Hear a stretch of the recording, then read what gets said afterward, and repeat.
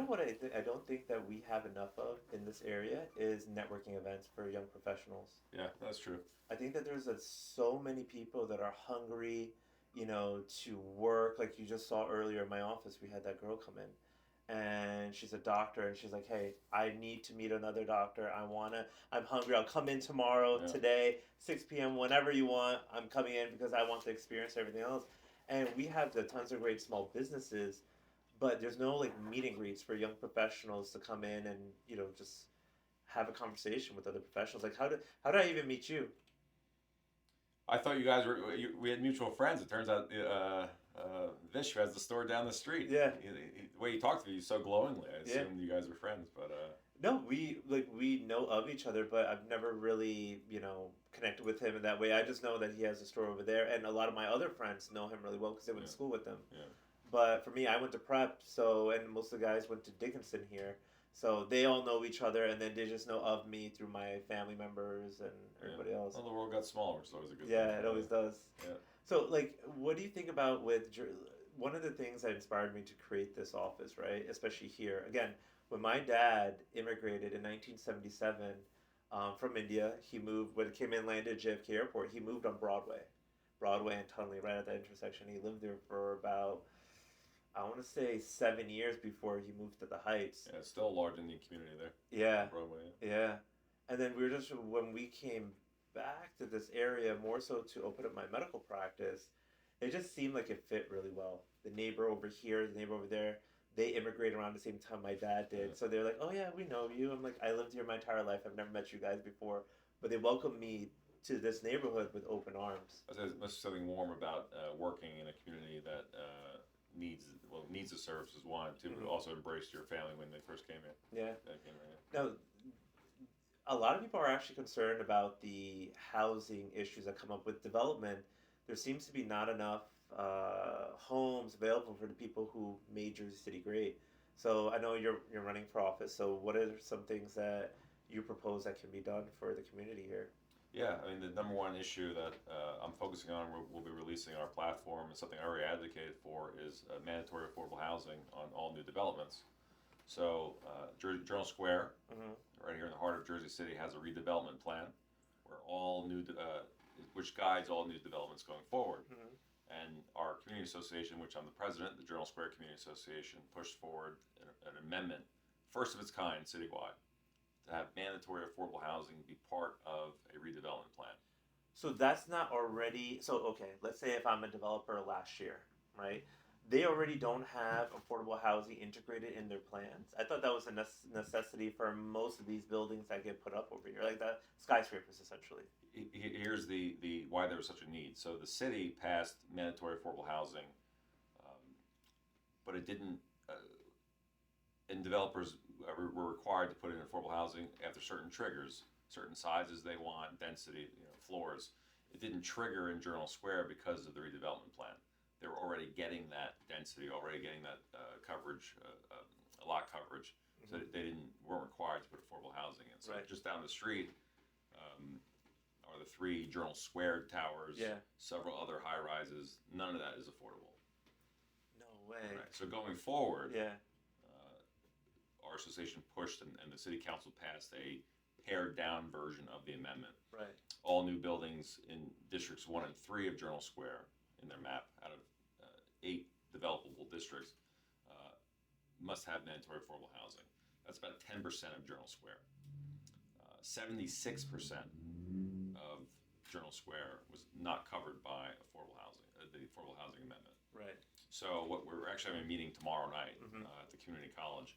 What we're proposing again is district-wide in Journal Square, every new development, 30 or more units, has to provide 10 to 15% affordable housing. Because that would absorb the people that would be getting displaced, but also provide a little bit of opportunity for the new people who want to come in that may not be able to afford, like an area like Jersey City. Right. I mean, perfect example too is just up the block on Cottage Street. You have new developments that knock down 1 to 2 family homes. Yeah. And the people that were living there and renting there primarily couldn't afford to live in the new buildings that went up in the house that they were pushed out of. So even we cater to a lot of the civil servants in Jersey City, cops, teachers, people working in Social Security, and the big concern If you can find ones that can still afford to live here. then none of them can. None of them can still live here. They're all living in different areas, or they have to move out into different communities. And I wonder, why would we want some of our own people, our own citizens, to go live in other neighborhoods when they're serving this neighborhood? It should be, hey, we're gonna be able to help you in that. And when I was in residency program, resident doctors don't get paid much, but I remember I went to an apartment of one of my colleagues. I'm like, how do you afford this place? He's like, oh, it has middle income housing. I'm like, what's middle income housing? He's like, well, low income housing you have to apply for, but middle income housing is like what they also may term it as is workforce related housing, and is that people who make a certain margin of pay salary are going to be able to apply for these units, and they go in and they're not paying as little as low income. They're subsidized, right? So they're paying maybe half of the rent, Right. but that is now affordable for them, and they get to partake in the development of the area and get to enjoy the amenities of some of these buildings that they once were a part of. Now they can't even be part of that. Now they can't even be part of that neighborhood anymore, and that's such a shame because they're great people. We want them in, and why is it only that people of a certain salary can afford to be here? Yeah, you took the words out of my mouth. Workforce housing is something Yeah. we want to promote for new development as well, because you want people serving the community to live and breathe their neighbors, their Yeah. community too, Yeah. especially police environment. Yeah.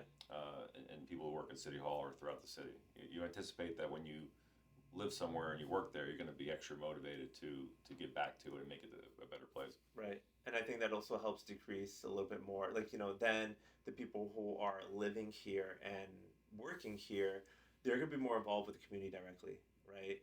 I know a lot of people think that Jersey City is just a commuter town. Everyone's just going to work in New York City.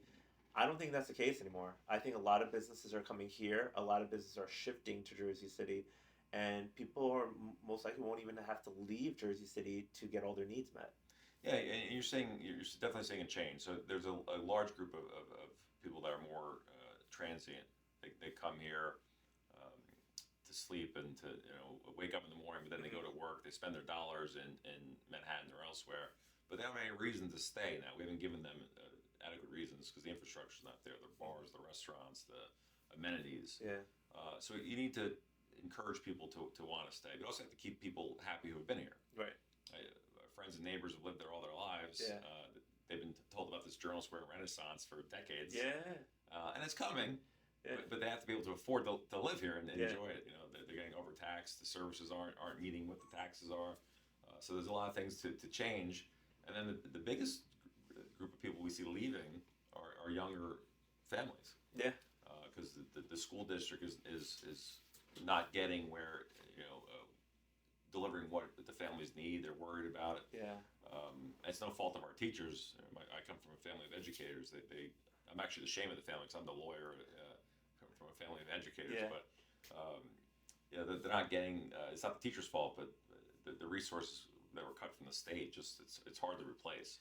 Right, and I think there's a little bit about some of the budgeting of how Jersey City Board of Ed budget is being allocated. I think that there was an issue about how that was agreed upon before from the city, then from the state, and then it just keeps on getting bounced back. Yet all this money is not being utilized in the way that benefits the children the most. Right, I would have a bone to pick with some of our state legislators.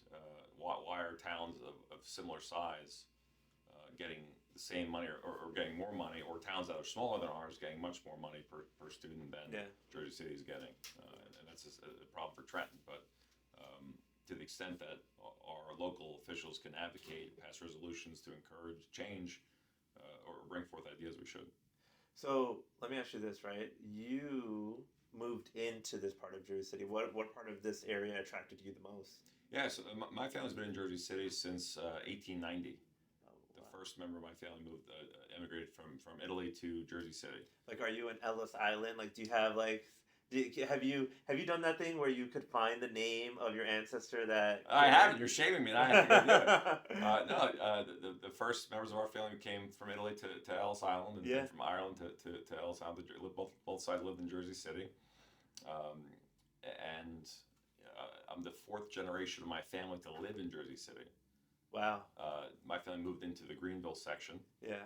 And actually, when I first moved to Jersey City, I lived in the house my dad grew up in, Okay. which is meaningful. Yeah. On Turin Avenue, right from the Laco's restaurant. Yeah. Everyone knows because great food, the double parking. Yeah. It's famous in Jersey City. And then my girlfriend and now current wife was living downtown. She moved from Canada here. Okay. Her company moved her here. She was living downtown. I was living in Greenville. We kind of met in the middle and said, let's live in Journal Square because it's a transit hub. I saw the potential. I remember Journal Square, hearing the stories of Journal Square from years ago. Yeah. How it was the center hub of arts and culture here, and entertainment, and heard of plans for that to become true again. It's funny because I have a book over there underneath that chair. It's like a couple of Jersey City books, and some of the original like patients who like are family immigrated from 1890s to try to find the pictures of their old neighborhood and where their grandparents used to live, and they're like, listen, this is my grandparents' house. One patient showed me the Brunswick Laundry over here, this tower, but now it's the towers. But how the picture looked, I was like, oh, that's technically where we are right now. This is where it would have been, and I didn't realize how big that infrastructure was here at that point. But it was like a factory. Essentially over here. Not far from here is the American Can Company, which is now Kenco Lofts. My great uncle worked at the Can Company. My mom, when she immigrated, she was there. I didn't know it was a can company at that point. I just know that they're factory over here, and a lot of people when the Indians first immigrated to Indian Square over here, they worked at that place, and there was a pencil factory, I think, and there was a couple. What was that? The Wilson Rug place by for 40. Yeah. Yeah, down there's a couple other places that were warehouses that people worked at. Yeah, so you want to balance the needs of the community now with our history as a neighborhood and as a city, right? So the Can Company no longer operating. Right. And what do we need in the community is housing. Mm-hmm. We need more non-rental opportunities for ownership. And so you want to be mindful of our history. So if you look at pictures from 10 years ago in Journal Square, you're going to be vastly surprised by the difference in the skyline. So you want to honor our history, but also encourage responsible development because we are a growing city, and we want to. And there's no changing that, right? Like the once that can has been opened, it's going to keep on going. Right, and so we have to make decisions now. Yeah. Which is why I'm excited to run and to be on the council, make decisions now for the next 10, 20, 30 years instead of looking back towards the past. That's great. I remember when I moved into this office. My family used to live here. My cousins and everyone, they grew up on this neighborhood. They're like, "Oh, you bought the old cop bar?" And I'm like, "What do you mean it was like a cop bar? It's a doctor's office." And they're like, "No, that was a cop bar with a pool table." And they actually let the kids in the community come in and play pool, even though I think technically they were not allowed to enter. But 80s, 90s, what are you gonna do, right? And the kids all just came in and played pool, and they were so close with the cops of this neighborhood as well, because they knew that, hey, a cop will come in and just make sure that the kids had some sodas, and they get to play pool in the summertime where they come in. So they still talk about it to this day. They actually want me to put a pool table in the basement here and try to bring back some of the old vibe of the bar that used to exist here. I was going to say, I think you can fit a pool table in the back. I was spending my Friday nights here. Yeah. And the way you describe those, community policing at its best. Maybe not the bar aspect of it, but the local cops embracing the children, so that there's a feel of safety, lack of security, as opposed to prosecution or the criminal elements of policing. Yeah, there were people's dads, right? It'd be like, hey, so and so, Tom's dad's the cop over here, and that he's gonna be So then, not only did you feel that you had a connection with the police force, but then the police force also had the connection with the people, and a lot of things were worked out as they should be, right? Not everything needs to be heightened to the next level. Right. I honestly believe, though, if on the topic of Jersey City Police, I think Jersey City Police are some of the I've been around different parts of the country, and I have to tell you, Jersey City cops are chill. They're very down to earth, and they're very easy in that sense, and they're reasonable in a lot of ways. And I think that there's something that Jersey City gets right about how it polices. It doesn't get it right all the time, but I think they get it right pretty decently, because most of the cops I know grew up here. No one's perfect, but you stole the words out of my mouth twice. First being they're down to earth. Mm-hmm. The second one is again, echoing that, growing up here, being invested in the community where you work, it pays dividends later on. I was a former assistant prosecutor for Hudson County, handling gangs, narcotics, and public corruption issues. So I got to know the police very well. Yeah. And there's always room for improvement. Having that relationship, being willing to engage in conversation about how to improve policing going forward. Right. It's easier when you actually know the cops or willing to have a conversation with them. Right. So what do you think that your campaign looks like in the next few months? What are some things that you have coming up, or things that you want to get done in before election November? Yeah, first Tuesday in November. Yeah. It's going to be a great and hectic schedule. Yeah. From now until then. Yeah. But I'm excited. We're going to be rolling out a lot of our policy positions. Like I said, affordable housing is first and foremost. We have a transportation policy coming, which ranges from being as basic as getting from point A to point B safely. We want our pedestrians to be safe on the sidewalk and crossing the street. We want cyclists to be safe. Yeah. Not having and a place to ride safely without having to ride on the sidewalk. Yeah. And then if you're driving, we want to encourage people to get there safely and as efficiently as possible while enforcing our traffic laws. Right. I had a great meeting today about sustainability. A phrase that I've used in the past, I think people throw around is green infrastructure. Right. But really diving into the details of what that means for future development, how we avoid flooding issues, and going forward. So, what the city can do, what government can do, but also what we can do as individual residents to just make our community safer and healthier. That's actually a great point. There's different parts of Jersey City. Like, I went to St. Peter's Prep, and I remember we had these lockers called the Pit, right? And it was our freshman lockers. If it rained really hard, those lockers were getting flooded. And, similar to Seton, because this was a lot of marshland, so there's a lot of water that needed to be soaked up. As you're building all this, infrastructure, you're going to also have to make sure that if we do have a heavy rainstorm or a Hurricane Sandy or something else, that infrastructure can withhold all what the Mother Nature has to offer and then some. Yeah, I think I delved deeper into our sewer infrastructure today in the conversation that I would want to say to anyone else in public, but our tree canopy is poor. Yeah. I'm part of a group called the Hudson County Tree Alliance. Just residents that came together that were initially upset about developers cutting down mature trees that have been there a long time, beautiful, but also serving a purpose in terms of collecting rainwater and making sure that that green infrastructure, which is natural, persists. And we're not getting trees planted quickly enough around Journal Square. There are plans at the current county courthouse to become a park. Because they built the new justice complex across the street. I'm not really aware. So the old building is going to be torn down, or they're just going to take that lawn that's by the parking lot and make that into a park by Baldwin and Newark. Right. So where the new justice complex was built. Yes. They built out the new Central Avenue. Yeah. With the parking structure and the very large building. Right. Across the street is the administration building, which I had worked there as a prosecutor, so I want dibs on knocking down a couple shots of sledgehammer. It was a poorly conceived building. Yeah. So the plan is for that to come down. Yeah. And then the surface parking lot and what is now the administration building will become a park for Journal Square. Oh, that's awesome. It'll become Courthouse Park, or I'm sure it'll come with another name. Oh, that would be beautiful. Yeah, Summertime, that would be a great location. Right. That's been a priority of Mayor Fulop, but obviously he's seeking higher office, and he won't be presumably won't be mayor in the next term. So we want to make sure the next mayor prioritizes that, because there was some talk years ago of the county selling some of that land to development, which it's not zoned for. Yeah. It's not something which would be beneficial to the community. Yeah. We need park space. Yeah. Going back to what we talked about earlier, you need to give a reason for people to stay here. Right. Schools, parks, safety. Yeah. Things for their kids to do. Yeah. You don't have kids somewhere you can safely walk your dog. Yeah. I would love to have a dog park right there for my pup. So.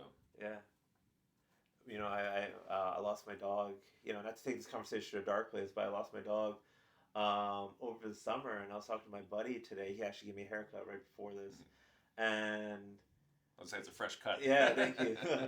So then what ends up happening, he was saying that he went on vacation to India, and one of the things that he liked was, he'll just walk around the village, and everyone has known him for generations, and they're like, hey, like, how you doing? Just saying hello, hello, hello. And and I told him like, hey man, I kind of get a little bit of that here, and because he was concerned like, hey, all these people moving in, you don't know them, then they move out, someone else moves in, you never really get to know the people that are moving in and out. And I was like, well, for me, I never really got that, especially because I walk my dog everywhere. Mm. So then I would see the same people. At nighttime, I walk my dog. It could be the guy having a beer on his porch. Or in the daytime, walking dog, it could be this other lady who's walking her dog too. And, we go ahead and it's like a great community that comes in. But the only way you're going to get that is if you're really just strolling through your community, not just driving through your community, not just going here from here to work and then everything else. You literally have to just go ahead and take a beat and just walk a little bit. And the community is available there. The community is available with you, with other people who want to get their steps in, people who are doing some outside activities. So I feel that if you have more infrastructure available, like you said, to keep people here, then you drive more community relationships, which would make it more valuable for everybody that's here, not just another building on top of a building on top of a building. Yeah. Then you lose that personality. Yeah, first I say, my adults is on the pup. I can't imagine how difficult that is. I don't want to think about it for myself. They say the dog's only sin is they don't live long enough.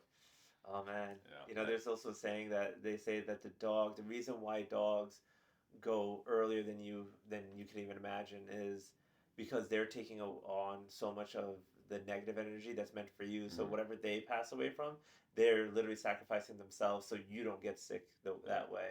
Yeah. So my dog got like a tumor in her shoulder. So in that light, that means I should have gotten that tumor, and then she wanted to take it away from me because she wanted to sacrifice herself. Yeah. So I say dogs are perfect. Yeah. I have a soon-to-be 5-year-old border collie named Nice. Kennedy. Yeah. Yeah, we got her. My wife and I got her when we were during the pandemic. Yeah.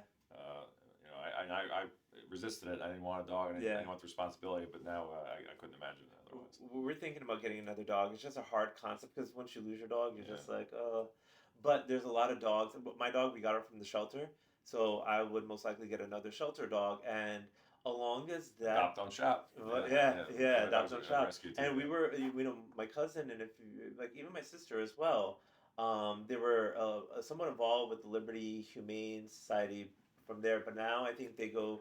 My cousin goes to Newark, and she initially fostered a dog, but then she fell in love with the dog and kept the dog anyway, right? Yeah. But we're thinking about doing that. But I know Liberty Humane changed up a little bit. They are now run by the city, or yes, the city oversees it now. I think it needed some change. They were doing virtual adoptions. You can't adopt a dog that way. I mean, even our dog, my wife's got pictures in advance, and knew the rescue she had volunteered with the rescue where we got her from. Because my dog was born in Tennessee in a shelter and then whisked away to the north. Yeah. She hasn't known a day of sorrow, but so that's how we got her. But Liberty Humane, they're great pets ready to be rescued. Yeah. So it's something the city council doesn't get too involved in the day-to-day operations, but as much as I can encourage someone to get out there and see those pups, I would do so. So there's a couple programs that we're thinking about offering. One thing that we're looking to do is walk and talks or health walks, and I think a lot of popularity came into these runs, but what we wanted to do was actually we have a life coach in our practice, and we want to get people out there and more active. So we want to go into the parks and just have 6 Borough Medical, 6 p.m. On a nice spring day. We're just gonna have a walk, maybe just go around the track of Lincoln Park or maybe somewhere in the neighborhood. And we just go and have a walk. And then one thing that we want to do as well was team up with maybe a rescue or a shelter and try to get those dogs on a walk. So we have our patients who want to volunteer, we'll go down to the shelter and be like, hey guys, let's go ahead and take these dogs out and get them walked out. Yeah. Like I said, it builds that community. I always encourage my opponent, the current councilman, to get out from the car and walk around and get that feel. Yeah. The city, the Journal Square looks a little different on foot. Yeah. If you're always just focused on traffic and looking out the window, you don't get the sense. Oh. I remember a couple of years ago where the new One Journal Square is located. They built on the corner of Sip and Bergen. It was an empty lot, and the snow was just covering the sidewalk. So I would do walk with me around Ward C. And see where the issues are. Right. The streets are sometimes a little dirtier when you're walking, or you get the experience of a pedestrian trying to cross the boulevard at Bergen Avenue. Yeah. It's dangerous. Yeah. And we need, more traffic enforcement. Not just to talk about it, but to actually get something done. Right. And you'll see that as part of my transportation plan too. Yeah. But, And that all builds a lot of people who want to raise families. And it's funny, I had a conversation with another doctor and his wife. They used to live in downtown. And the wife was telling me, like, yeah, we had to leave in Jersey City. Jersey City's no place to raise a kid. And I was like, I was raised in Jersey City. and then she didn't get that initially. So then her husband had to really tell her, like, hey, you grew up here in Jersey City. So kind of maybe dial back a little bit. But I understood what she meant because she only experienced a high-rise apartment building, like lack of community that they were living in because they wanted that in their 20s, but now that they have kids, they don't know anything else about Jersey City. So they don't know about like Lafayette area or maybe some of the parks that are there that are pretty cool. They don't really get to experience Liberty State Park, or for us, in my neighborhood is Mosquito Park, right? Which they just redone. And how in the wintertime, that is the place to go for snowboarding or sledding. and that's so we will have all these like great opportunities as kids growing up. And I was living in Miami Beach. And I was looking between Miami Beach and Jersey City, and you had to come home. Yeah, and I was like, I gotta come home, gotta come to Jersey City because it may not be as sunny, it may not be as warm, especially on a day when it's only a few degrees, right? But there's a culture to this city that you can't. It's contagious, and if you really choose to be part of it, you'll get dividends back. And I think that a lot of people don't experience that when they first set foot into the city, and they don't even know how to. And to your point, developing the city in a way that is mindful and thoughtful will make it easier for people to get developed into it. Right, and there's a region-wide housing shortage, which obviously drives up the rent, the prices for everyone else. So. Number one rent in the country over the summer for like a month there. I think we're all feeling it. The majority of our ward are renters, and myself included. Yeah, wife not included. We'd love to buy a house.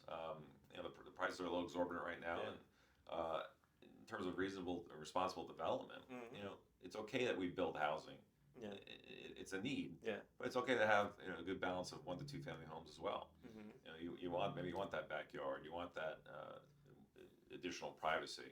And that's okay, and so the affordable housing proposal that we're putting forward protects the 1 to 2 family home neighborhoods that were lost to some of the higher rise development in Journal Square. It limits the lot size so that it doesn't encourage developers to go and buy this house because they can't build 30 stories on it. Yeah. Maybe they can only build between 1 to 4, mm-hmm. which is more likely to fit the neighborhood as it's currently constructed. That wasn't done previously. So we talked about Van Rypen and Romaine Avenue and Cottage Street earlier. Yeah. You didn't see those 1 to 2 family homes anymore because they've been replaced with the high rises. I remember when there was architecture that some people are building, and I was like, Jersey City would stand to utilize some of that cool architecture, and I love what the city is allowing to do with the mural arts program. Mm-hmm. And I think they paused it for a little bit, but I like to see that come back because the artwork is phenomenal here, and there's a lot of great artists that want to be a part of it. It just needs to happen from the city side. Yeah, and definitely want to promote our local artists too. Right, and we have the art lofts over here, right? That they do a lot of great work too, but kind of promote that. But is that still part of this ward? Manic Contemporary. Yeah. So I know they have a lot of events, but I never actually been involved in one. Have you seen any of the Manic Contemporary events? Sure, I've been over there before. Yeah. We just had a meeting with the community association, and someone remarked that they don't know what's going on at Manic.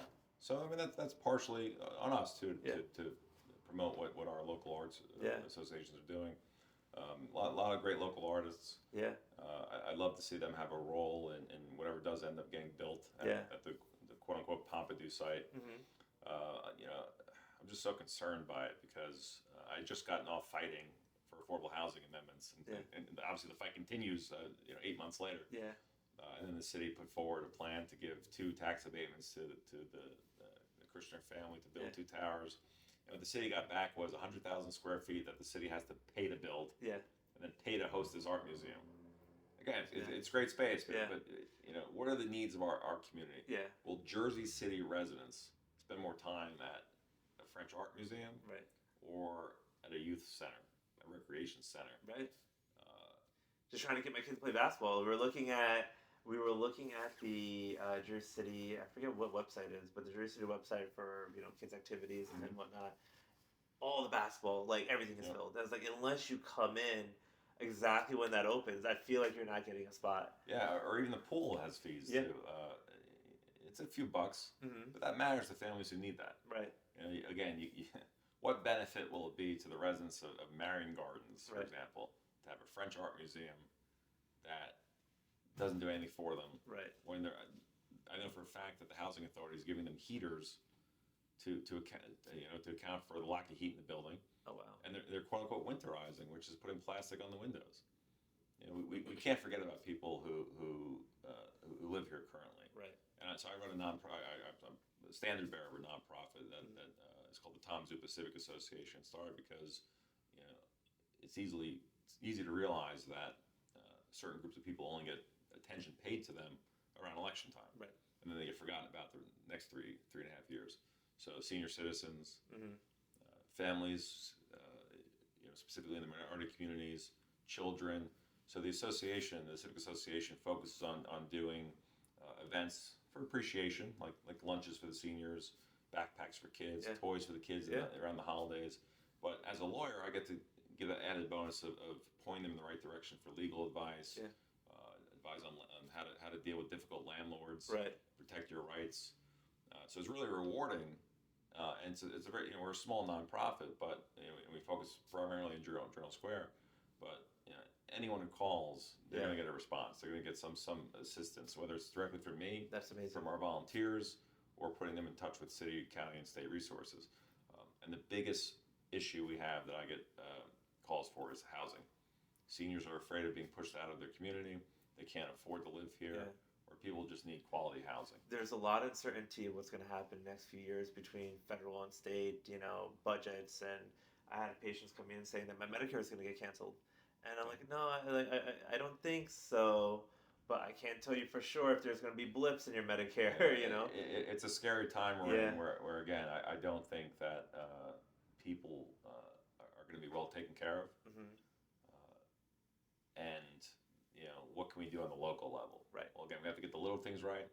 Then we got to keep people in their homes and keep them safe and Right. help, and have resources available to them, because it's been a crazy few weeks on the national level. Yeah. A lot of people in our community are scared. It's not slowing down either. It's not. Yeah. It's really not. So what's really the focus when we have the president of the United States talking about plastic straws and paper straws? Yeah. When really it's the rule of law that's being attacked. Yeah. You want to enforce the laws that we have, but everyone has rights here. Yeah. You have to do things in a certain way, and we still have three. I want to go off talking about Journal Square and Yeah. local issues, but No, but that's fine. we have three co-equal branches of government. Yeah. And that's the way our Constitution's written and the way our Yeah. government's run, and there's going to be a struggle in the next couple of years. I'm concerned. I think that there's the immigrant community. There are a wave of fear that comes up is saying that, hey, if we do something that just may not be compliant or may be assumed to be a problem, then we're not going to. We might put our visa or our housing here or our ability to be in this country in jeopardy. So you see a huge retraction, even from kids who are trying to work while they're in school. They're like, hey, you know what? The work study program, might not be there. I might work a cash job somewhere just to make some money to pay my rent while I'm going to school here. And they're like, well, you know what? I can't do that anymore. So I think that a lot of people will be like, hey, a kid putting himself through school trying to make a couple bucks to do some quick cash jobs doesn't seem unreasonable. But now that kid will then be thrown out of the country because they're illegally working, quote unquote. They don't want to have ICE knock on their door, so they rather struggle and forgo meals or figure out how they're going to work on their tuition a little bit or whatever else, not walk out as much or not turn on the heat as much, and they have difficulty paying rent. So we hear that from the community members here, and there's a huge population that is a concern because we know that Jersey City has always been a hub for immigrants. It's a golden door. Right? Yeah. Like, like Ellis Island, I think technically is part of Jersey City. Yes, Ellis Island is in Jersey City. Yeah. As much as New York says otherwise. Yep. Let's look at the map. Yep. And I remember in, what was it, 5th grade trivia, I got that wrong, and I never forgot afterwards. No, our nation of immigrants, right? Yeah. And the big thing a lot of people say is, well, my family and my family came through Ellis Island. Yeah. My family did it the right way. Yeah. Well, the right way now is different. The laws changed, the government changed. It's not, you don't condone, what's referred as illegal immigration, but you want to give people a pathway to continue, living in this country. So they're working hard. People are working hard. They're you want to welcome them because they're great workers. They're here. They want to serve. They want to be part of the community. They are part of the community. They put back into the community. One of the things I was looking at is about, for instance, migrant farmers, and what I realized is that back in that time when they had other laws, what they were doing was completely compliant and completely legal, but then they wanted to change up the laws, and what they were doing now became illegal. Or now it doesn't. So when people say like, "Hey, I came here, my parents, my family came here legally," we'll realize that how they did come may have changed at that time, and they probably still would have came the same way they're coming anyway. And then outside from the local to more of the national level, we have to be mindful about what is the United States hands and everything else in the world, and how that reflects into some of the policies that are out there and why people are fleeing to come over here. Yeah, it's a perfectly timed comment because I just finished while I was on vacation. I read a book Jimmy Carter wrote. Mm-hmm. The former president passed. I didn't know too much about him in terms of his history. Perhaps one of the last decent people who were president. Yeah. He really rebuilt his legacy, although he had a difficult presidency. I don't want to butcher the quote, but he said, this was written in 2014 when he was 90, so the pre-Trump era, and he said his hopes for the future would be that America continues to lead, so that other countries look to it as an example. Right. And so, again, it doesn't affect me as a local politician. Right. But the Ukrainian people, for example, fought off an invader. Yeah. Imagine if the United States was invaded. Right. And another power would tell us, like, well, let that country keep part of Jersey City. Yeah. You guys don't need up to Chicago. Yeah. You guys don't need all that land. Share a little bit. Don't be greedy in that sense. And if we wouldn't accept it as Americans, right? For someone taking our land, our property, hurting our families, hurting our people, persecuting our people. I mean, how can we dictate to another country to do that? Absolutely true.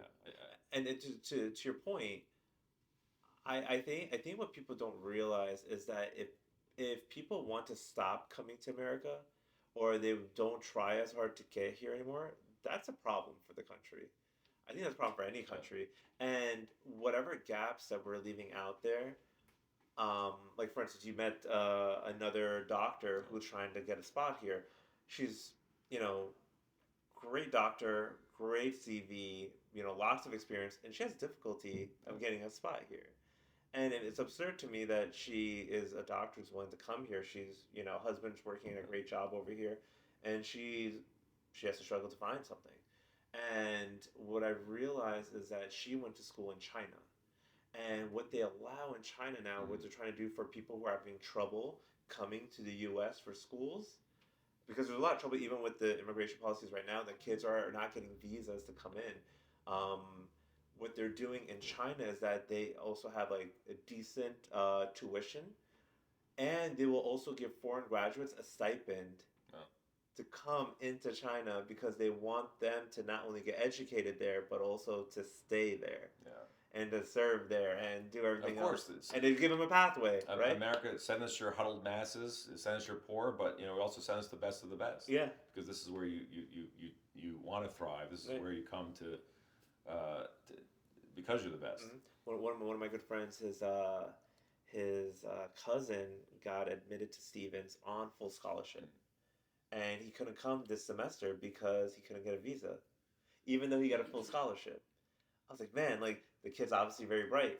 He got a scholarship to a lot of places, but he couldn't even make it to the country because of visa situation. Like, who is the person making that decision to not allow this genius to come in to do his master's in engineering? Yeah, the policy of isolationism for America was tried before, it didn't work. You know, a little bit earlier, you talked about the Journal Square Renaissance. Can you dive a little bit deeper into that? Yeah, I mean, it's something that a lot of our elected officials like to say about what Journal Square can be, and there is a renaissance coming, but it won't. It's not here yet, and it won't get here until we have a cleaner, a greener, and a safer Journal Square, and that starts now. And I mentioned earlier that when I'm council, we're going to have plans that exceed my role on the council going in the next 10, 20, 30 years, because we have to set it up now. And we talked about setting up responsible development, because those buildings will be here in the future. Right. And Journal Square has changed already, but there's more to be done. Making sure that people can stay in their homes, stay in their neighborhoods, and that we're encouraging people to get involved and plant their their roots here in Journal Square and Jersey City to stay here, the way my family did and the way your family did. Right. It's not going to happen if people don't have resources available to them. Have that quality of life where they feel safe walking the street, taking their kids to school by bike or on foot, and being able to cross the street safely. You touched upon a great portion when you're talking about, to be able to bike to school or be able to walk to your school, or parents just being able to be active with their kids. A lot of times we see that everyone feels like they need to get in their car and go, like miles away to accomplish something that they want to do with their kids, just to make sure that they have a fulfilling childhood. When my version was that you just go outside with a wiffle ball bat and a basketball, and then your friends are there, your mental health is improved. Parents don't even, I don't think my parents even had to worry really about where was I during the day, because they knew it was in the community. And there was eyes always on, every parent's eyes were kind of on every kid. And now that doesn't happen. Parents are so hyper focused on working and being the best provider they can be, but also being so present in their kid's life, and sometimes even more present than anyone can possibly be. And that stress really comes into these patients. Like I'm a pain doctor, and there's a lot of subjective component to that, where they don't have the mental space to even tolerate certain pains, and they're breaking their bodies to be able to work. Arthritis is a real thing, and obesity is a big thing. Anxiety is a real thing, and a simple thing like being able to walk your kid to school is a great way to relieve some of that. It drives connection with you and your kid. It gets you some steps in. It works on your heart. It works on your weight. So, and when you were talking about Journal Square, I was thinking about your Italian heritage. And about a year or two ago, I went to Italy, and we were in Rome, and we're checking out all the little neighborhoods and all those little town centers that come up. And you go to one town center, and 4 blocks later, you're in another town center, then you're in another town center. They were all within a few blocks away, but all those neighborhoods had a little gathering. They'll have some little cafes, and people would just kind of, the kids would be playing, and then people would just enjoy a little bit of coffee and maybe some type of snack, and then the kids will just have a good time. And we don't really have so much of that in Jersey City as we used to. I mean, also, on the flip side, in my neighborhood back in the day, you used to have a lot of neighborhood bars, right? And even though the alcohol and the corner bar was a thing, it did provide a service to the people where they were able to go ahead and join that community and maybe have a drink. But we also want activity. We also want healthy options too. And I think what you're saying about the Renaissance of Journal Square is really part of the Renaissance of Jersey City and America at large, because you want people to be more active, to be more engaged, and to be healthier, to enjoy healthy food, to enjoy a healthy lifestyle. People go on vacations because they want to get out of the hustle and bustle and the hardcore nature of living in the Northeast. But you could get that in Jersey City, but you have to look for it. We shouldn't have to look for it. It should be there. We should promote it at the end of the day. Agreed. And you want people to get out and walk too, but you have to give them something to walk to Yeah. and to do. Yeah. If you want to go to the park, right now Lincoln Park is an option, Pershing Field, or walking downtown to Hamilton Park, but that's why Journal Square needs that courthouse park. And Jersey City is widely considered to be the most diverse city in the country. And Hudson County, the most diverse county in the country. But the diversity of our city is largely, the foundation that's in Journal Square, in our ward. We don't have one identity or multiple, Right. Few identities. We have a lot of identities that we come together as one community. Right.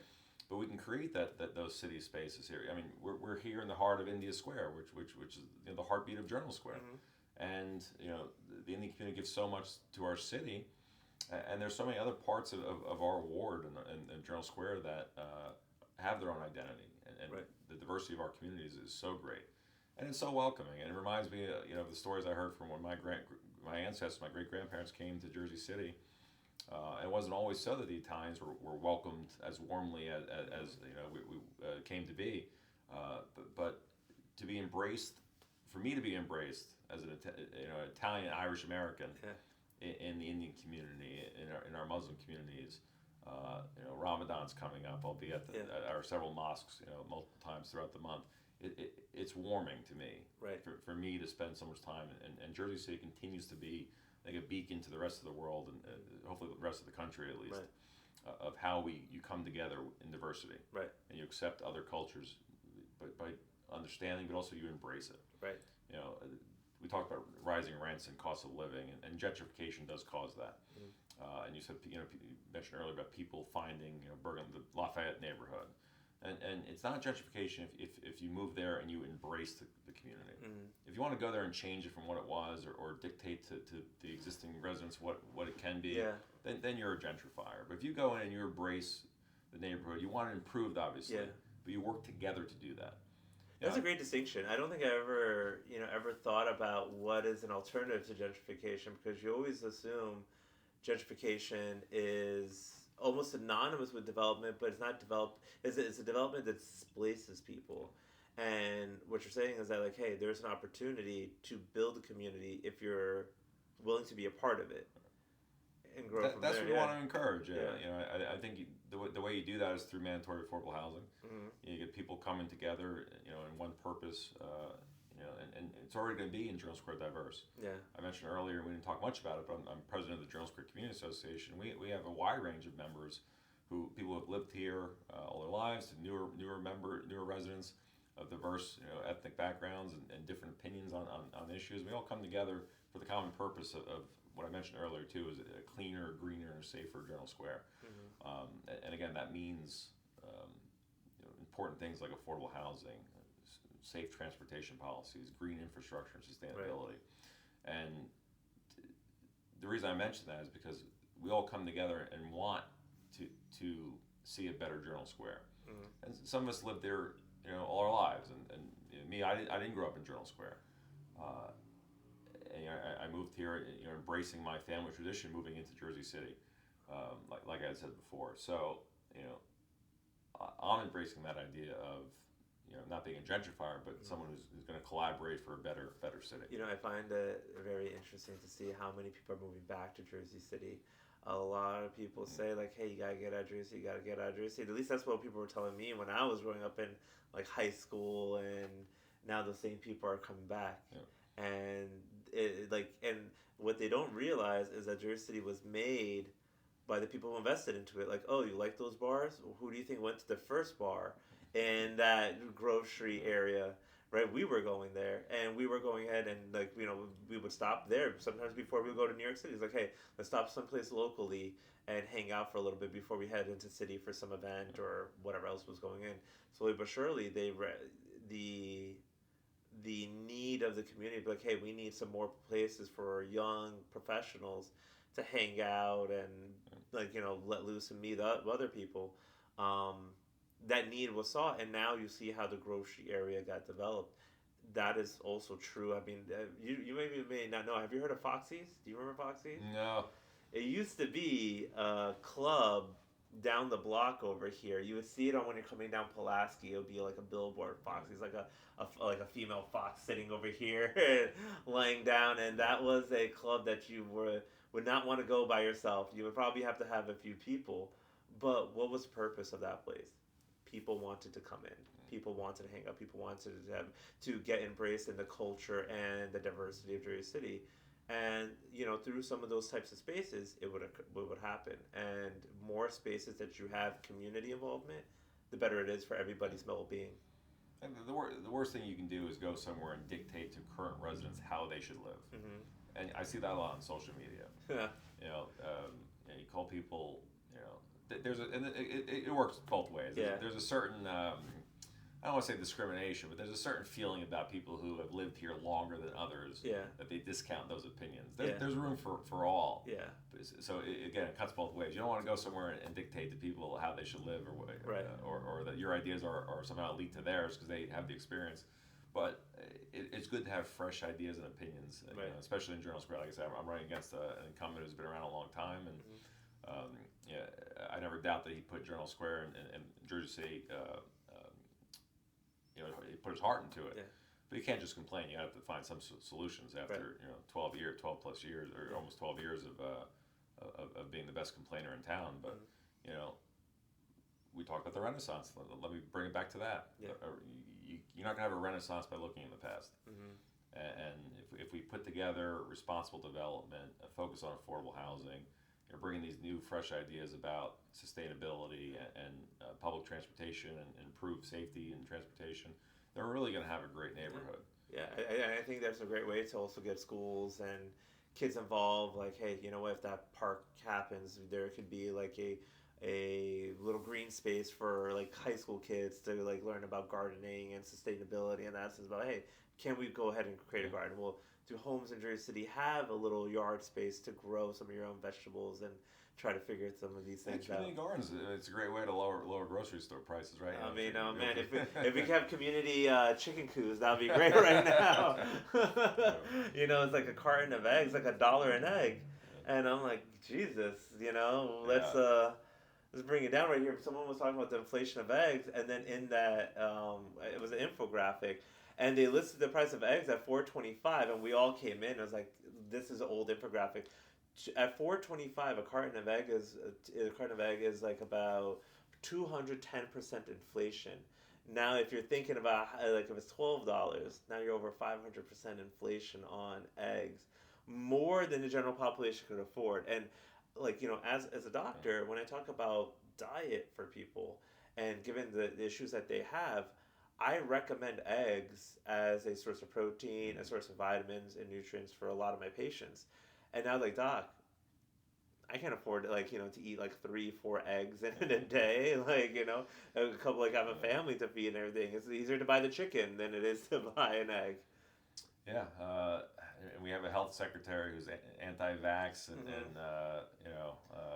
has different opinions on that, which that may be a different podcast you want to host, but no, because listen, I'm always open to having some of the hard conversations. There's nothing, there was one part that you said earlier that I was thinking about it as well. But since I just said this, I had a patient who was Italian, and he was mentioning how it was harder for Italians back in the day because they weren't welcome in the community.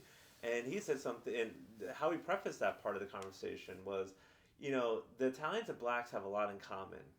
I was like, I don't know where you're going with this at first, right? And then I knew that it happened to the Irish. I did not realize that it happened to the Italians. And that is some of the reason why mafias and things like that occur, because when you have a population where their needs are not met, they're going to try to figure out their own ways to do it to survive.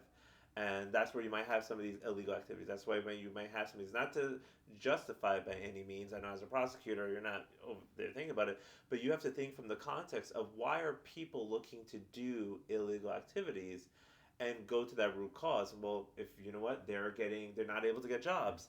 If they're not, like Irish need not apply, then what happens is these populations are going to try to find some source to fulfill those gaps. And, that's where our community leaders have to try to figure out what those gaps, and also figure out what is the future gaps. We just had a annual review in my office, and it was a very sobering one this year because I had to pivot about how AI and worldwide services are coming in, and we're able to be more effective. So what do? We tell our staff here, like, hey, we're going to invest more resources to you to retrain you so that you're not doing the same things that you were doing for me last year or doing for our patients last year. You're now going to go ahead and cross-train in different things. And sometimes the different thing is old school things. Like, hey, you need to focus more on the patient experience because AI is going to take care of everything else. So you have to shake their hand when they walk through the door, be pleasant, help them through certain things. listen to their stories, understand what their needs are, making sure that they feel safe and heard on the way out of here. You just described being a candidate for political office too. Yeah, I don't know, but to the point, right? It's all the same stuff, right? Majority of the work that anyone does, it really comes down, drives down to the human connection, and I feel that I'm worried about how jobs are going to be taken away with the integrations of new technologies. So do we just go ahead and be like, oh, that's it? Or do we try to be the thought leader and try to help bridge those gaps now before it becomes a gap? Before you have to let go of people, before you have to go ahead and, close down your business. Maybe there's an adaptability portion. Maybe there's a newer thing that could be done that we haven't thought about yet. And maybe at least they're starting to have a conversation about it because it's going to come one way or another. Yeah, you don't never want to wait on the sideline. So it's important to see things go. That's why I talk so much about the next 10, 20, 30 years, because it'll be here before you know it. And the problems of the next 30 years can be solved or anticipated now. So that's a great thing that you do. And like I said, the best part of what I do is going, when we go door to door and talk to people, it's listening. Yeah. I do very little talking, which is odd for a lawyer or a politician. But I try to listen as much as possible, and then in my head I'm like, all right, well, we can fix X, Y, and Z, right? And here's how we can do it, or I'll say, I'll get back to you, because we don't yet have an answer to that. And you talk a little. And sometimes that's just enough. Sometimes that answer is like, what, I don't know the right answer, but I've heard you, and I think I understand where you're coming from. Let me get back to you, and we'll work on it together. Yeah. And sometimes that's all you can ask for, and that's gold to somebody who's never even been heard before. And maybe there are some easier solutions, but tackling some issues like socioeconomic factors that you hit on with crime. Right. When I was a prosecutor, our job was to seek justice. That wasn't meaning seeking a conviction all the time. It was making sure that the right person who committed that crime saw justice and a victim of a crime. A lot of the time was mothers of children who were shot and killed, or were sold dead drugs. That's the good drugs, but tainted drugs. And then it was also worrying about what happens after that individual comes out. Society tends to care a lot about what happens early on in life or before life, but not so much when the person's living life. Right. So when I left the prosecutor's office, it was to be less reactive to a crime happening and be more proactive to solve the solutions. I prosecuted children or juveniles who committed crimes, and pretty violent crimes. One of them was a shooting outside Snyder High School, and that person's lawyer, did the best they can to keep that kid, I think 16, 17 years old, out of the system. But I had a victim of a gunshot wound who needed to seek justice too. So I got involved in kids programming and I had a lawyer reach out to me, and we were just having a general discussion, and he said that I'm in the business of repairing relationships. That is what a lawyer does. I'm like, who told you that? Because that's not my experience. And he was like, yep, you know what? Because what we're supposed to be doing when we make contracts is that we're going to go ahead and just discuss the terms and have an understanding, so there's not going to be an issue with the relationship moving forward, because everyone's coming to terms with the contract says. And then if there's an issue where you have need to get sorted out, well, we will go through that arbitration. We'll go through that discussion so it comes onto equally agreed upon, so you guys could still work together. You guys go ahead and do this, and the relationship is repaired so that it can function. Again, I never heard a lawyer being described that, but I now look at what you do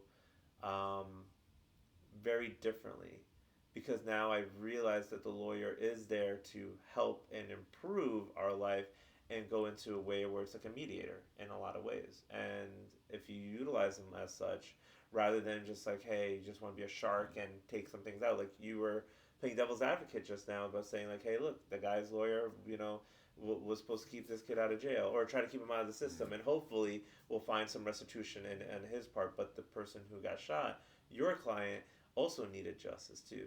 Where do you come up with? Where's the balance there? Yeah, I mean, there's a lot of great lawyer jokes. A couple about sharks too. And you never want a lawyer until you need one. Yeah. There's a reason we're one of the oldest professions. It's because I always like to say, not that I do it on a daily basis, but we uphold civil order. and keep the system from falling apart. And it's not the best, it's not a perfect legal system, but it's one of the best I've ever experienced in terms of working in it and learning about other legal systems.